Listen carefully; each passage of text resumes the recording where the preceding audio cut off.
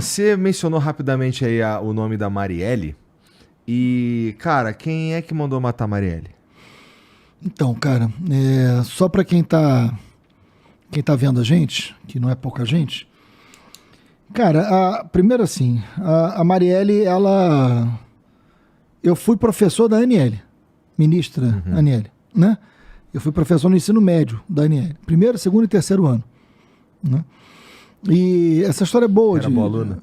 Cara, a Anne é maravilhosa. Duvido que A você Anne é lembra. maravilhosa. Não, claro que eu lembro. Eu lembro muito dela. A Anne, eu dava aula numa escola em Botafogo, que era uma escola, nesse caso, uma escola particular.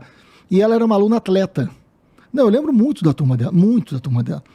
E a Anne era uma atleta de vôlei, que jogava vôlei, né? E ela tinha bolsa na escola por ser uma atleta de vôlei. Tá. E ela era uma aluna muito presente, assim, muito querida, né?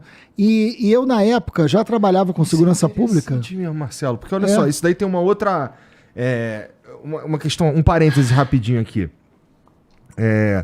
Um aluno como a Aniele, que chega por uma bolsa numa escola que ela jamais poderia Exatamente. participar, de fato, vamos lá, usando ela como exemplo, tu sentia que ela realmente tirava proveito da oportunidade que estava rolando ali? Muito, muito.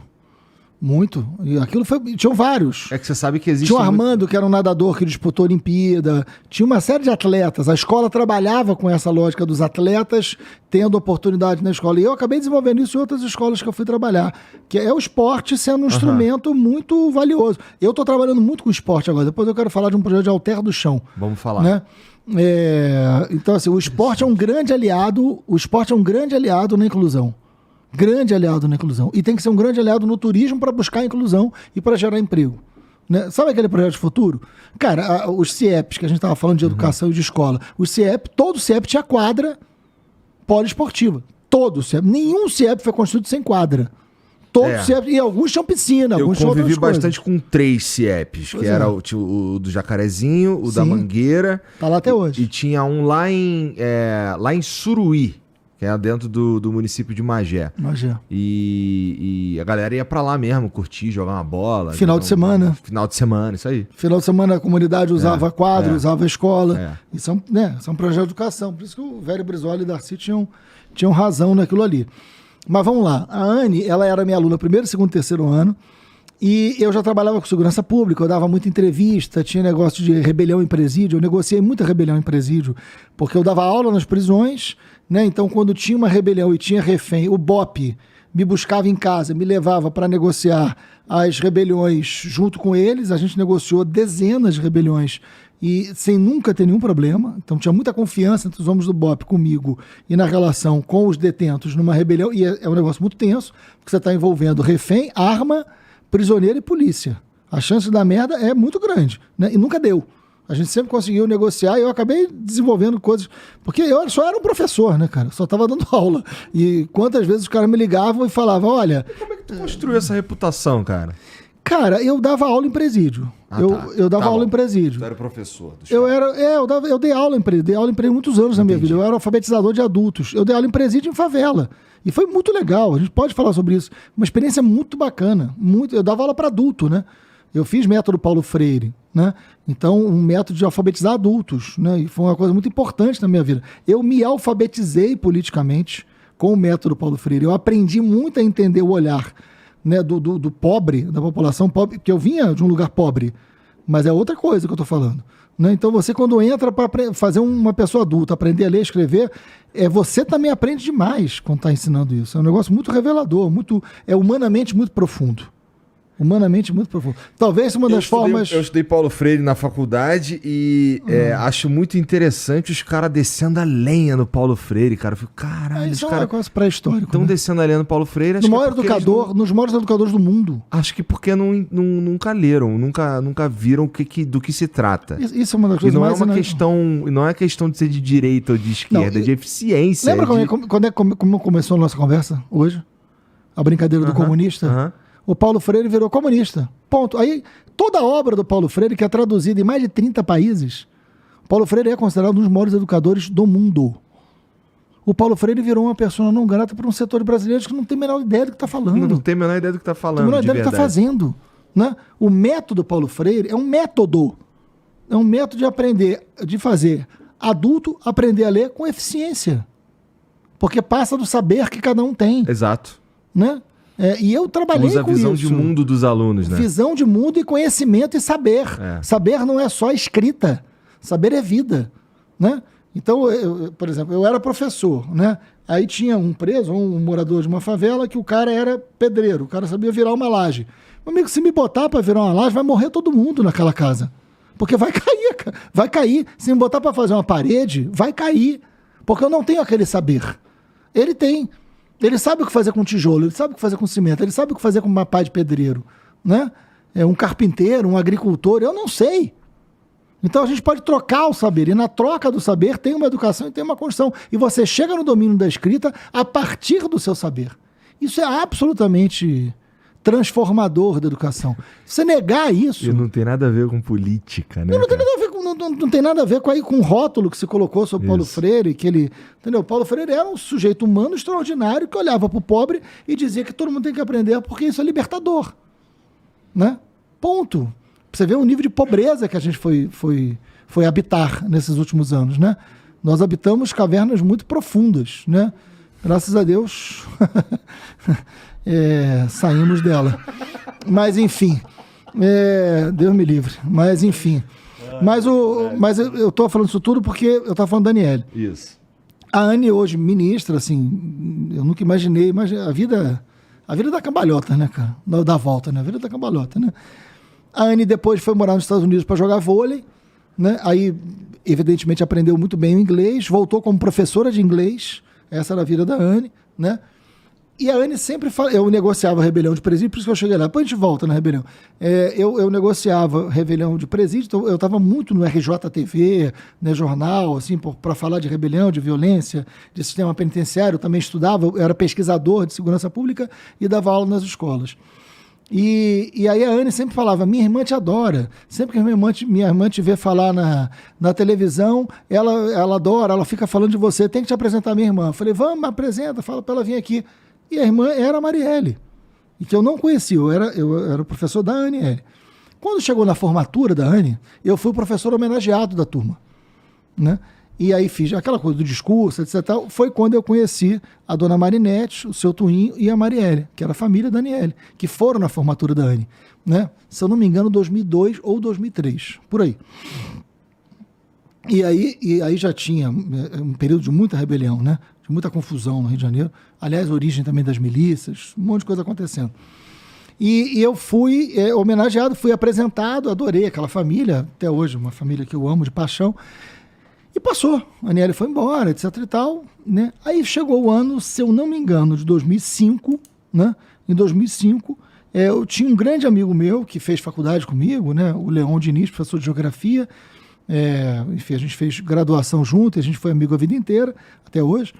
Botafoguense, né? Hoje feliz, depois de tantos anos, né? Mas geralmente viveu, era um cara arredio. E ele já era insuportável. Como? Né? Com o sofrimento. Você imagina agora que está experimentando a felicidade depois de 50 anos. Não, terrível. Mas, enfim, aí o Leon tinha um projeto muito legal. Ele era professor de pré-vestibular comunitário, que é uma experiência muito bacana. No Rio de Janeiro e tem outros lugares. No Rio era muito forte já nessa época, que são pré-vestibulares em favelas, em lugares de periferia, onde os alunos fazem, né, por um preço simbólico ou de graça, para tentar o vestibular, né? E muitos universitários dão aula nesses lugares, que é uma experiência muito bacana. O Leon dava aula em vários pré-vestibulares e ele organizava um projeto chamado Domingo é Dia de Cinema. O Domingo é Dia de Cinema era um domingo de manhã que ele passava um filme, preparava uma apostila, um material muito cuidadoso sobre o tema daquele filme. Os alunos pagavam R$1, era no Cine Odeon, na Cinelândia, perto do Amarelinho ali. Né? Que existe até hoje, o Cine Odeon é lindo, né? Você lembra Animal, bem? Cara. Sim. Todo domingo de manhã, domingo é dia de cinema, né? Leon, parabéns pela vida nesse sentido. E esse projeto enchia de jovem de favela e de pré-vestibular comunitário.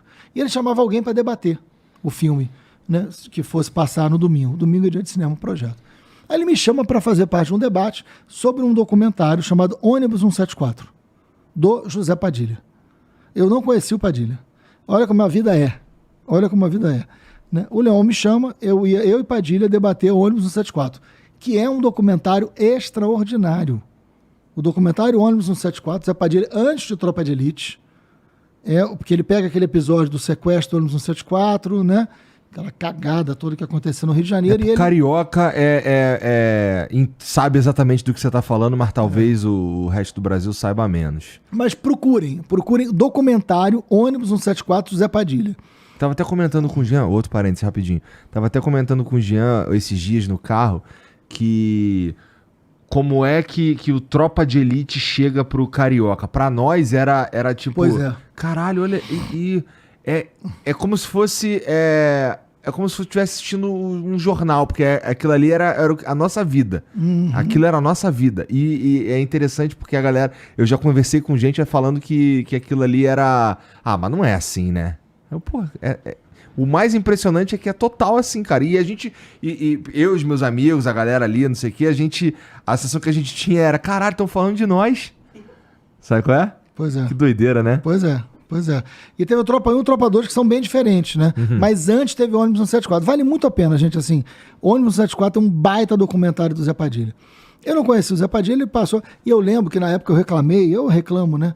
Das coisas. Aí eu falei, porra, Leão, 9 da manhã, num domingo, um sol da porra, não vai aparecer ninguém nesse negócio, tu é doente, tu é maluco. Ele falou, cala a boca e vai, né? Aquelas coisas de amizade, né?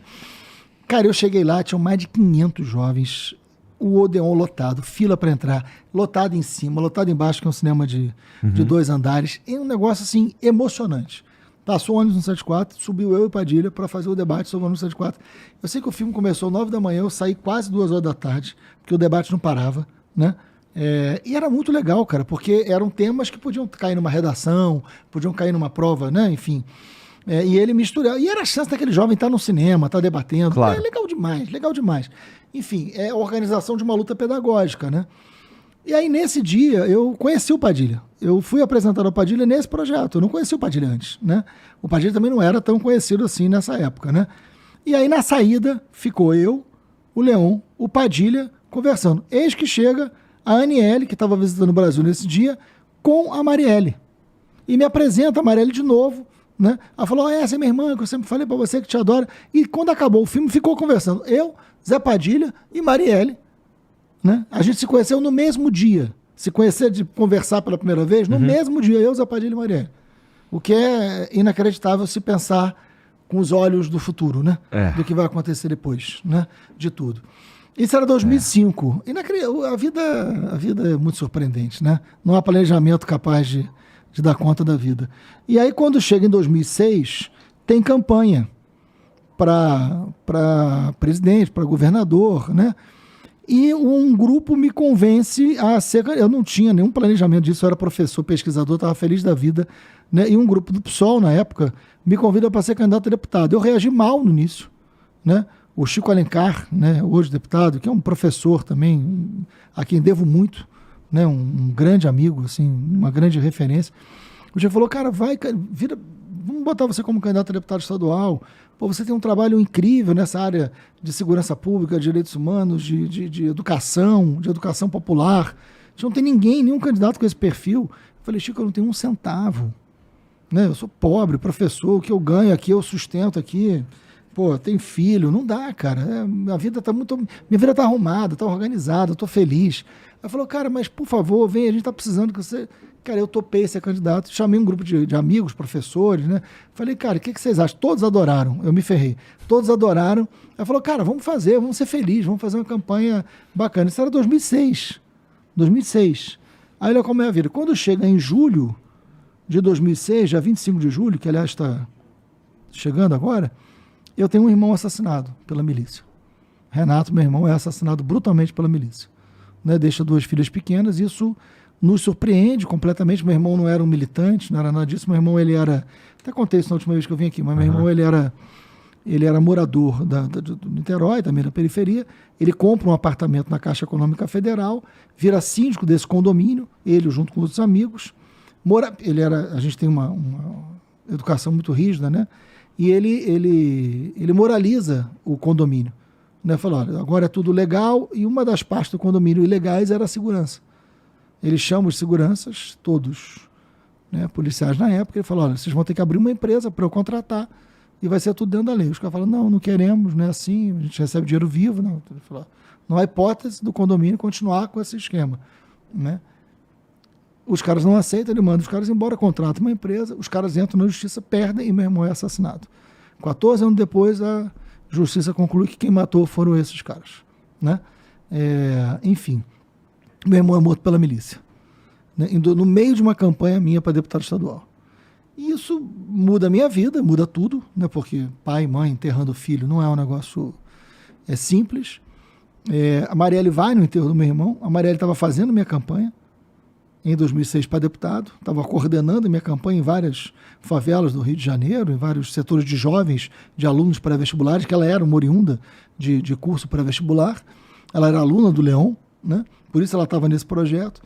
E eu me elejo deputado estadual, com o irmão tendo sido assassinado, com a ascensão das milícias, no momento que Sérgio Cabral vira governador do Rio, Marielle fazendo minha campanha, né, tendo se tornado minha amiga no mesmo dia que eu conheci o Padilha. Realmente, pegar Olha como é isso. Tudo isso e analisar 5 anos depois, 10 anos depois, vai ficar caralho. É porque é o Padilha que vai fazer o Tropa de Elite. Isso. A Marielle vira minha assessora, trabalha comigo 10 anos, a Marielle é eleita vereadora, é assassinada brutalmente nesse Rio de Janeiro, que está no filme, que está na nossa vida, que a gente enfrenta, que a gente viveu, né? Ou seja, é onde filme e realidade se misturam e a vida da gente se mistura, né? Porque a Mari foi 10 anos da minha equipe. 10 anos da minha equipe. Era uma pessoa muito, muito, muito próxima, assim. E quem me apresenta é a Aniele, que hoje é ministra, né, da Igualdade Racial. Então, assim, é um lugar, é um roteiro... não há roteiro de filme que possa ser mais... ser tão criativo. Que possa ser mais amplo do que a vida foi com a gente, né? Agora, a Mari é brutalmente assassinada.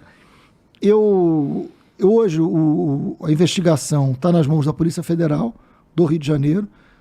A equipe que hoje está à frente da Polícia Federal do Rio de Janeiro é uma das melhores que eu já vi dentro das polícias, né? Porque se eu posso ser crítico a determinada circunstância da polícia, eu posso e devo ser honesto na hora de reconhecer os bons policiais, que são a maioria, né? E eu sempre tive esse equilíbrio, graças a Deus, na minha vida. Aliás, eu e a Marielle, a gente criou na Comissão de Direitos Humanos do Rio de Janeiro, dentro da Comissão de Direitos Humanos, a gente criou um mecanismo de tratar das famílias de policiais mortos, de pensar nos direitos humanos da polícia. Foi eu e Marielle que fizemos isso pela Comissão de Direitos Humanos, de dizer que a polícia e direitos humanos não podem ser inimigas. Não existe, como alguns que sentam aqui dizem que não, esse pessoal dos direitos humanos. Como assim esse pessoal dos direitos humanos? Não existe esse pessoal dos direitos humanos. Existe uma coisa chamada lei. E quem defende a lei, defende a lei. Né? E quem não defende a lei, não defende a lei. O marco que existe para dizer que as pessoas têm direitos e as pessoas... Né? É uma coisa chamada lei. Não existe... Não tem tal lei que não pode ser respeitada. Né? Porque parece que o termo direitos humanos é uma outra coisa que a lei não define. Para!